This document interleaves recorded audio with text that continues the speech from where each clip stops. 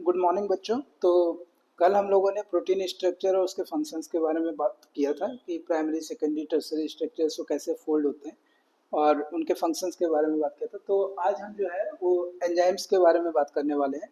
ठीक है। तो एंजाइम में बात करने से पहले एक टर्म जो है ना, प्रोटीन। प्रोटीन देखिए, आपको बायोलॉजिकल साइंस में बहुत सारे वर्ड्स मिलेंगे जो मिसनॉर्मस होते हैं। मिसनॉर्मस मीन्स कि उनका फंक्शन कुछ अलग होता है और उनका जो टर्म है वो कुछ और सजेस्ट करता है। जैसे बहुत सारे वर्ड्स मिलेंगे, जैसे कार्बोहाइड्रेट, इट इज मिसनॉर्मस। ठीक है। लेकिन जो प्रोटीन टर्म है ना, protein term is not a misnomers. ठीक है। प्रोटीन टर्म का मतलब होता है, it is from the Greek word. ठीक है। ग्रीक वर्ड जिसका मतलब होता है प्रोटियस। और इस प्रोटियस वर्ड का जो मतलब होता है ना, इस प्रोटियस वर्ड का मतलब होता है प्राइम इंपॉर्टेंस। Prime importance.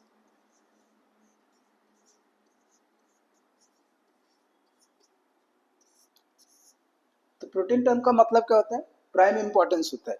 ठीक है। और ये ये जो है ना, प्राइमरी इंपॉर्टेंट क्यों है? Because most of the enzymes are protein. Most of the enzymes are protein and enzymes, you will see enzymes everywhere. That means कि जैसे फोटोसिंथेसिस जो प्रोसेस होता है ना, जहाँ पे सनलाइट यूज होता है to make the food and then you take that food, you digest that food and after digestion you absorb that food for energy production. After life until the decomposition process, मतलब जो आपका जो body है ना, it will be decomposed. For each and every step in life there are enzymes present. ठीक है। तो that's why enzymes are very essential for the life, even after life to decompose in anything. ठीक है। तो enzymes are everywhere in the every part of the biological science. You will read about enzymes. ठीक है। तो इसका कुछ history के बारे में बात करते हैं। देखिए, जो एंजाइम्स है ना, लुईस पैस्चर जो है,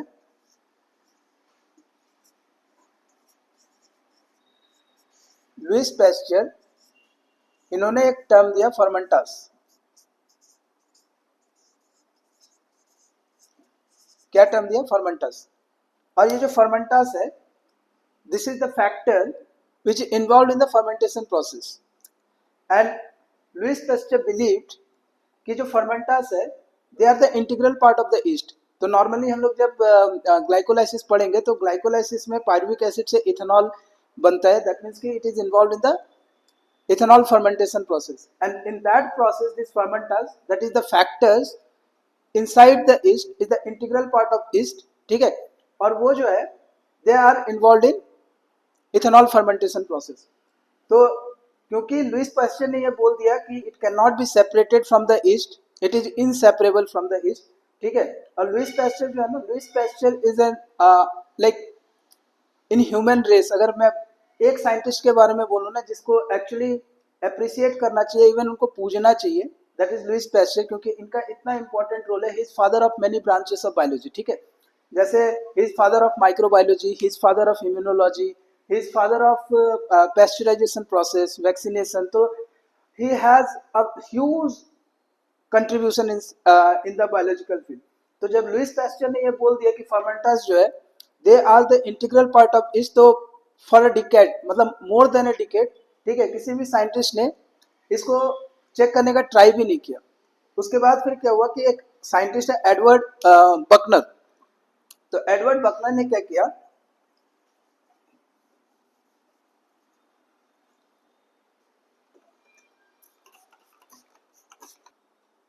तो Edward Bucknor,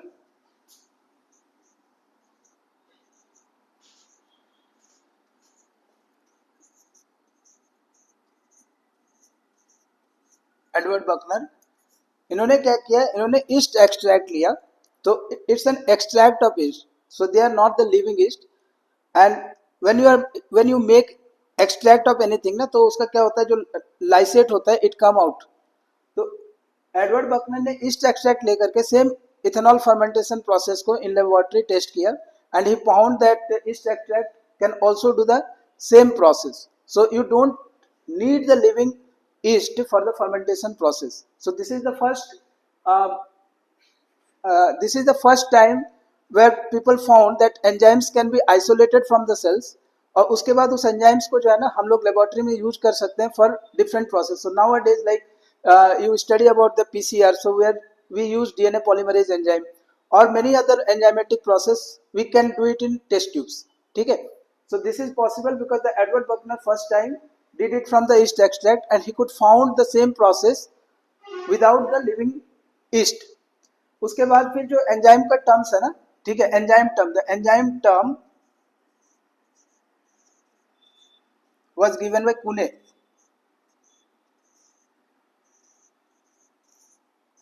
enzyme term was given by Kuhne. ठीक है, so this is some historical perspective of enzymes. So what are basically the enzymes? Enzymes are biocatalyst as you know. ठीक है, सो enzymes are biocatalyst. ठीक है, biocatalyst.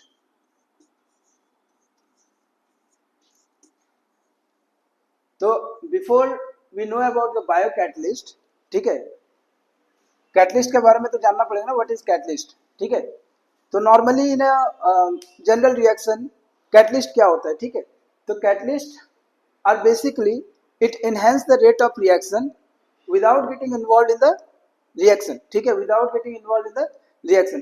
तो क्या होता है कि जो कैटलिस्ट होता है ना, जैसे मान लो कि आपका एक रिएक्शन है, आपने ए से बी बनाना है. ठीक है, तो ए से बी बनाना है. अगर मान लो कि in a normal condition the rate of reaction is R1, ठीक है, and this rate of reaction will be very slow. लेकिन अगर आपने इसमें कैटलिस्ट यूज किया, ठीक है, इसमें अगर आपने कैटलिस्ट यूज किया तो क्या होगा कि रेट ऑफ रिएक्शन जो है ना वो होगा R2 and it will be very fast.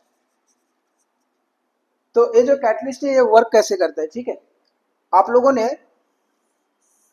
हो सकता है ये एनर्जी डायग्राम देखा हो पहले.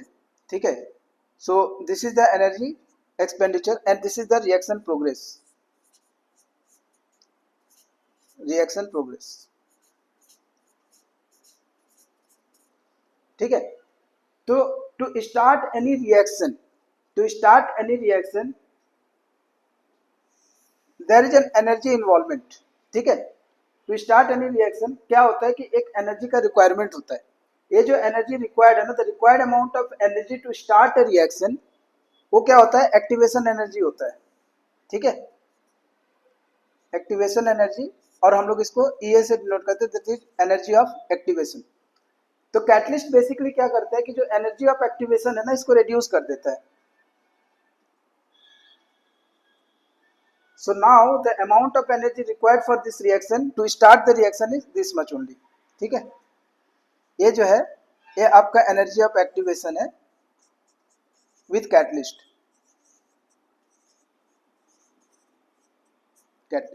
ठीक है, तो बेसिकली कैटलिस्ट जो होते हैं वो क्या करते हैं? एनर्जी ऑफ एक्टिवेशन को रिड्यूस करते हैं, जिसके वजह से क्या होता है उसका रेट ऑफ रिएक्शन जो है वो बढ़ जाता है. ठीक है, तो बायोकैटलिस्ट क्या है? The enzymes which are biocatalyst they also act like catalyst. ठीक है, वो क्या करते हैं? वो रिएक्शन के स्पीड को बढ़ाते हैं, रेट ऑफ रिएक्शंस को बढ़ाते हैं without getting involve in the reaction. मतलब वो रिएक्शन में इन्वॉल्व नहीं होते, they just enhance the rate of reaction. ठीक है, तो अब जो है ना हम लोग नेचर ऑफ एंजाइम्स के बारे में पढ़ते हैं. तो what is the nature of enzyme? Enzymes are mostly proteins. ठीक है, नेचर ऑफ एंजाइम,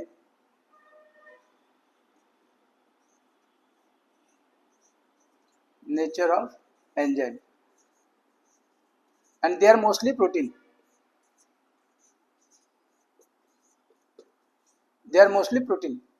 तो अगर मैं बोलूं, ठीक है, एक स्टेटमेंट देता हूं, जैसे all enzymes are protein but all proteins are not enzyme. ठीक है, इज दिस ट्रू और false? All enzymes are protein but all proteins are not enzyme. So this is the true statement. ठीक है, क्योंकि जितने भी एंजाइम्स होते हैं वो या तो प्रोटीन नेचर के होते हैं या तो RNA नेचर के होते हैं. या अगर मैं स्टेटमेंट दूं कि all the enzymes or enzymes are only proteins, then this statement is a false statement. ठीक है, वो जो है सिर्फ प्रोटीन नहीं होते, कुछ कुछ एंजाइम्स जो होते हैं वो आरएनए बेस्ड एंजाइम्स होते हैं, और ये जो आरएनए बेस्ड एंजाइम्स होते हैं इसको एक जनरल टर्म हम लोग देते हैं, क्या बोलते हैं, राइबोजाइम्स बोलते हैं, राइबोजाइम्स। ठीक है, तो क्या आप राइबोजाइम्स का कोई एक एग्जांपल दे सकते हो? देखो, there is a very famous example of ribozyme, that is telomerase.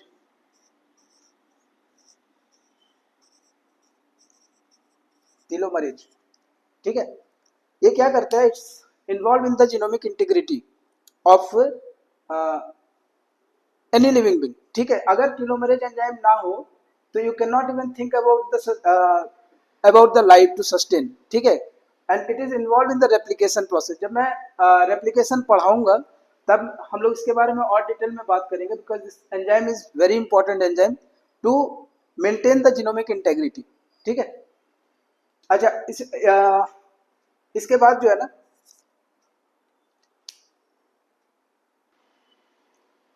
तो मैंने क्या बोला कि एंजाइम्स आर प्रोटीन्स। ठीक है, enzymes are basically proteins, but sometime what happens कि ये जो प्रोटीन पार्ट है ना एंजाइम का, this is not sufficient enough to activate the enzyme. ठीक है, मतलब कि ये जो मान लो कि आपका प्रोटीन पार्ट है एंजाइम का, ठीक है, this is not sufficient for the enzymatic activity. तो ये क्या करता है, एक कोफैक्टर के साथ एसोसिएट होता है। ठीक है, मतलब इसमें ना सिंग नहीं है। ठीक है, तो इसमें आपने क्या किया, एक सिंग लगा दिया। ठीक है, टू एक्टिवेट द एंजाइम। ठीक है, नाउ इट कैन फाइट। तो ये जो पार्ट है ना, this part called cofactor, this part is cofactor. ठीक है, और कोफैक्टर जो है ना एक जनरल टर्म है। ठीक है, for any non proteinaceous part which is attach with the enzyme. तो कोई भी नॉन प्रोटीनियस पार्ट जो है, जो एंजाइम को एक्टिवेट करने के लिए यूज होता है, उसको हम लोग क्या बोलते हैं, कोफैक्टर। ठीक है, this cofactor can be either organic और इनऑर्गेनिक। ठीक है, this cofactor can be organic और इनऑर्गेनिक। तो अब देखो, ये जो प्रोटीन पार्ट है ना, इसको हम लोग क्या बोलते हैं, एपोएंजाइम बोलते हैं। और ये जो कोफैक्टर है, ठीक है, और ये जो एपोएंजाइम है, ये दोनों मिलकर के क्या बनाते हैं, होलो एंजाइम बनाते हैं। Apoenzyme with cofactor makes holo enzyme. ठीक है, अच्छा, अब ये जो कोफैक्टर होते हैं ना, ये ऑर्गेनिक और इनऑर्गेनिक दोनों टाइप के हो सकते हैं।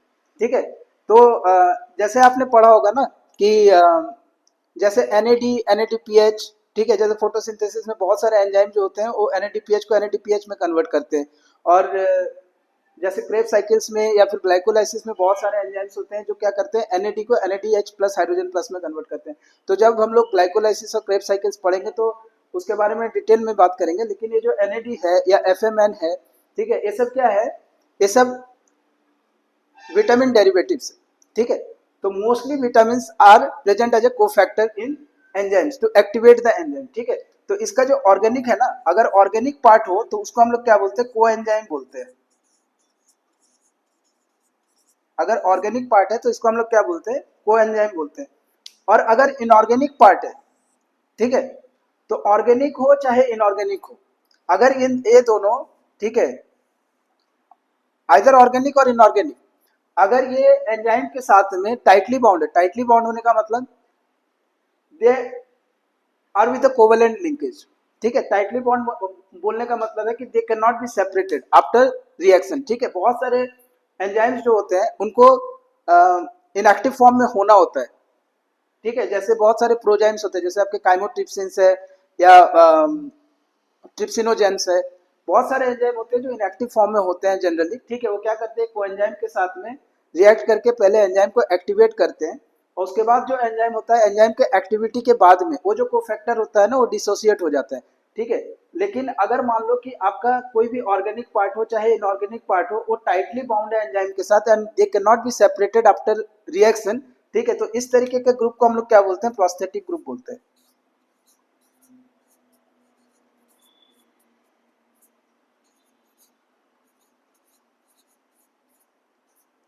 क्या बोलते हैं, प्रोस्थेटिक ग्रुप बोलते हैं, ठीक है। अच्छा, ये जो टर्म्स है ना, prosthetic groups, coenzymes, this is not only valid for the enzymes, तो प्रोटीन के केस में भी यही होता है, ठीक है। जैसे मान लो कि हीमोग्लोबिन है, तो हीमोग्लोबिन में जो हीम का पार्ट है उसमें आयरन जो है ना वो कोवलेंट लिंकेज के साथ में, मतलब जो हिस्टीडीन मॉलिक्यूल के साथ में वो कोवलेंटली लिंक्ड रहता है, ठीक है। और उसको भी हम लोग क्या बोलते हैं, प्रोस्थेटिक ग्रुप ही बोलते हैं हीमोग्लोबिन के केस में। और बहुत सारे इनऑर्गेनिक एलिमेंट्स होते हैं, जैसे आपका जब आप इलेक्ट्रॉन ट्रांसपोर्ट चेन पढ़ोगे तो इलेक्ट्रॉन ट्रांसपोर्ट चेन में बहुत सारे कॉम्प्लेक्स 1 to 4, ठीक है, वो क्या होते हैं, आयरन कॉपर्स के साथ में एसोसिएटेड होते हैं, जैसे साइटोक्रोम सी ऑक्सीडेज है, ठीक है। तो इनऑर्गेनिक के बहुत सारे एग्जांपल्स है, जैसे आपके हीमोग्लोबिन है,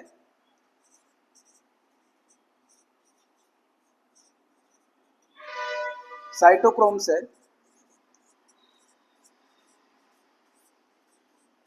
ठीक है, they are the proteins, but they have the prosthetic groups, like in hemoglobin there is iron, in the cytochromes there can be iron and there can be copper, ठीक है। तो these are called the prosthetic group, ठीक है। अब हम लोग पढ़ते हैं कि how enzyme works। तो चलिए अब हम लोग पढ़ते हैं कि how enzyme works। तो ये जो एंजाइम कैसे काम करते हैं ना, ये इसके लिए बेसिकली दो हाइपोथेसिस है।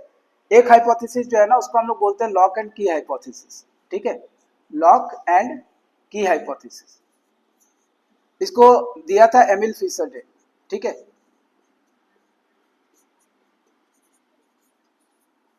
एमिल फिशर ने दिया था। और एक हाइपोथेसिस है जिसको हम लोग बोलते हैं इंड्यूस्ड फिट हाइपोथेसिस, ठीक है, इंड्यूस्ड फिट हाइपोथेसिस।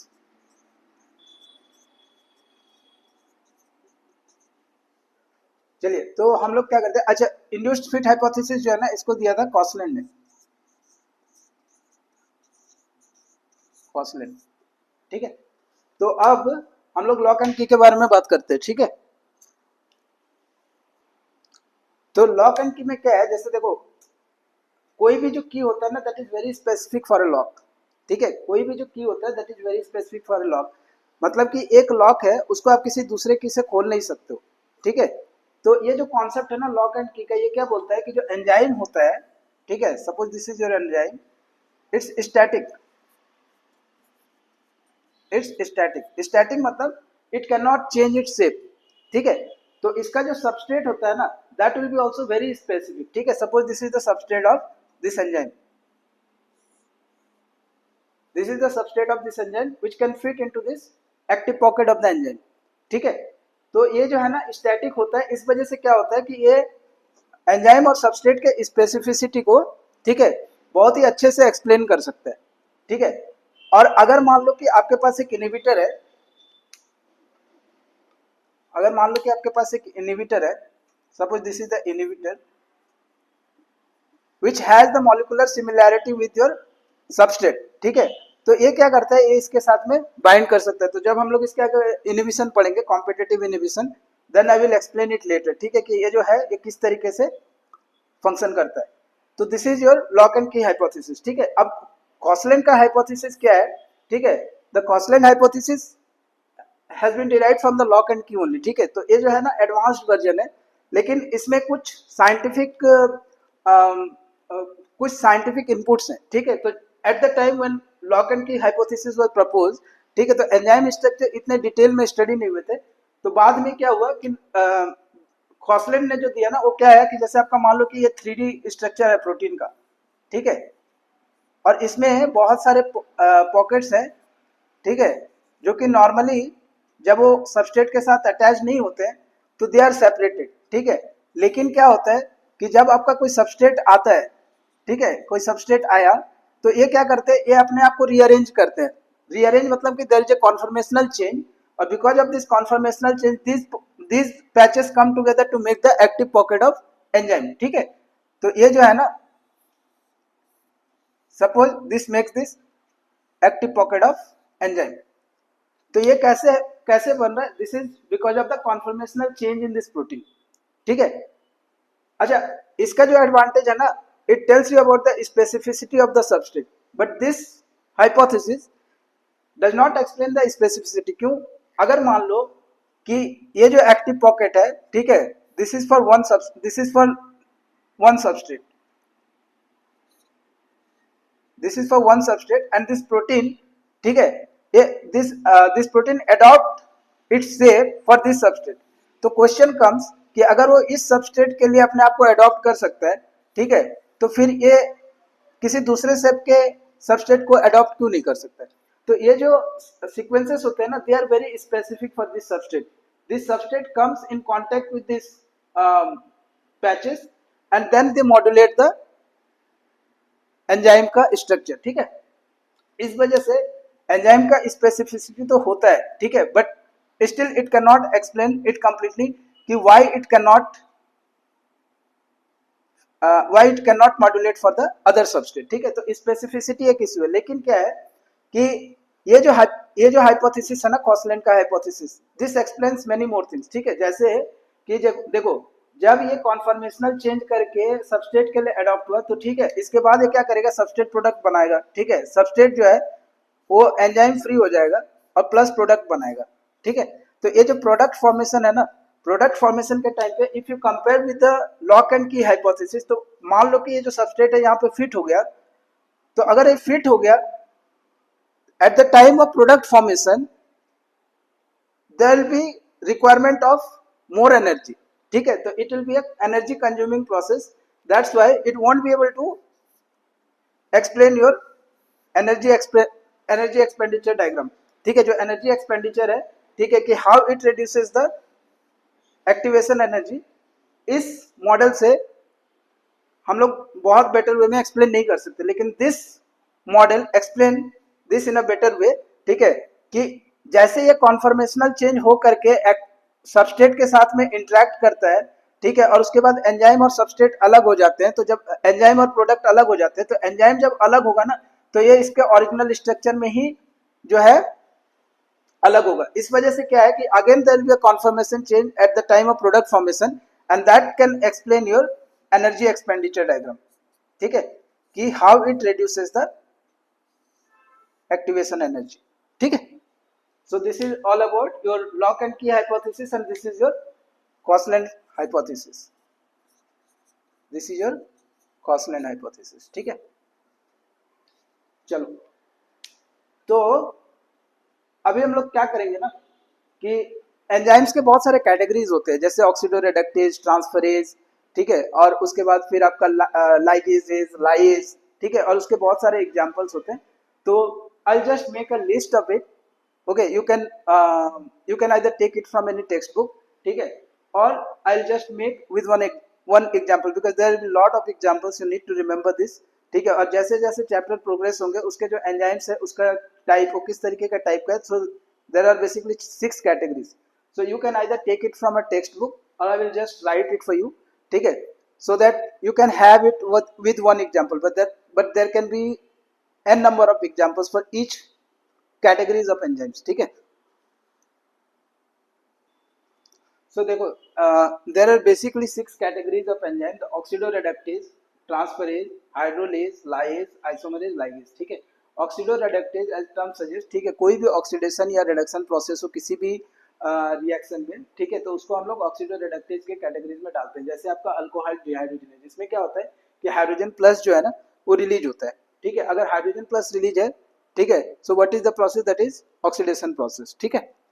अगर हाइड्रोजन प्लस एक्सेप्ट होता है तो दैट इज रिडक्शन प्रोसेस। तो इसी तरीके से बहुत सारे एंजाइम्स होंगे जहाँ पे रेडॉक्स रिएक्शंस होंगे, तो उसको हम लोग ऑक्सीडोरेडक्टेज के कैटेगरीज में डालते हैं।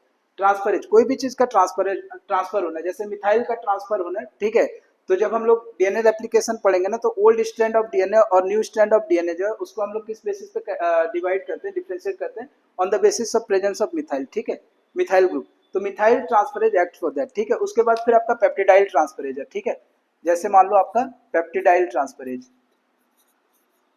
पेप्टिडाइल ट्रांसफरेज ये क्या करता है, peptidyl transferase, these examples are the important examples which you will find in your books, उसी वजह से मैं इन examples को लिखवा, there can be n number of examples, ठीक है। तो पेप्टिडाइल ट्रांसफरेज क्या करता है, eight the time of protein synthesis, जो अपकमिंग एमिनो एसिड्स है उसको एग्जिस्टिंग पेप्टाइड चेन के साथ में एसोसिएट करता है, ठीक है, तो that is the peptidyl transferase.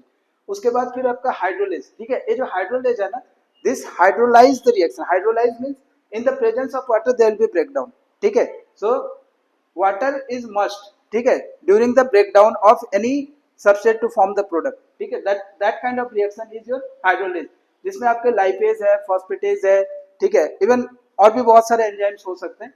Lies, ठीक है, ये जो लाइज है ना, दिस ऑल्सो क्लिप्स, ठीक है, this also clips but in absence of water, no water, ठीक है। तो इसका इंपॉर्टेंट पॉइंट क्या है कि इसमें वाटर इन्वॉल्व नहीं होता। तो जो भी ब्रेकडाउन होता है अगर वाटर के प्रेजेंस में हो रहा है तो उसको हम लोग हाइड्रोलेज बोलते हैं, और अगर वाटर के एब्सेंस में हो रहा है तो उसको हम लोग लाइज बोलते हैं। एग्जाम्पल इज लाइक पायरुवेट डिकार्बोक्सिलेज, ठीक है। अच्छा, उसके बाद फिर आइसोमरेज। आप जो है ना ग्लाइकोलाइसिस क्रेब्स साइकिल्स में बहुत सारा isomerase, epimerase is also an example of isomerase, ठीक है। तो ये जो है इसको हम लोग आइसोमरेज कैटेगरी में डालते हैं, जैसे आपका फॉस्फोफ्रुक्टो आइसोमरेज, ठीक है। उसके बाद फिर आपका लाइगेज। तो लाइगेज बेसिकली क्या है, इट्स अ जॉइनिंग। कहीं पे भी लाइगेशन होता है ना, लाइगेशन का मीन्स होता है जॉइनिंग, ठीक है। तो द डीएनए लाइगेज, ठीक है।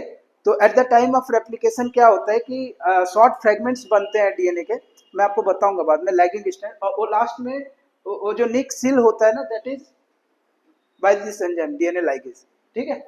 तो these are the categories of enzyme. तो हम लोग क्या करेंगे अभी नेक्स्ट वीडियो में हम लोग एंजाइम काइनेटिक्स के बारे में पढ़ेंगे, मेनली माइकलिस मेंटन इक्वेशन जो है ना उसको डिराइव करेंगे, ठीक है। देखिए ये जो वीडियोस मैं बना रहा हूँ ना, ये बेसिकली नीट के पर्पस के लिए बना रहा हूँ। Probably some of the information you may find, ठीक है, कि इंफॉर्मेशन ज़्यादा है या कम है, तो आप जो है फीडबैक दे सकते हो। जैसे माइकलिस मेंटन इक्वेशन को सॉल्व करना for the NEET students is not so important, लेकिन क्या है कि उसके बीच में बहुत सारे पॉइंट्स होते हैं, ठीक है, जो आपके पूरे एंजाइम के फंक्शन को समझने में हेल्प करते हैं। इसी वजह से क्या है कि मैं डिराइव करूंगा, और उसमें जो इंपॉर्टेंट पॉइंट्स है ना आपको बस उन पर ध्यान देना है। पूरा डेरिवेशन अगर आप ना भी समझो तो कोई बात नहीं है, ठीक है। तो नेक्स्ट वीडियो में हम लोग माइकलिस मेंटन इक्वेशन पढ़ेंगे, और उसके बाद जो है ना एंजाइमेटिक इनहिबिशन पढ़ेंगे। Enzymatic inhibition is very important for the exam point of view, ठीक है। तो नेक्स्ट वीडियो में हम लोग क्या करेंगे, हम लोग माइकलिस मेंटन इक्वेशन और एंजाइमेटिक इनहिबिशन पढ़ेंगे, ठीक है। ओके।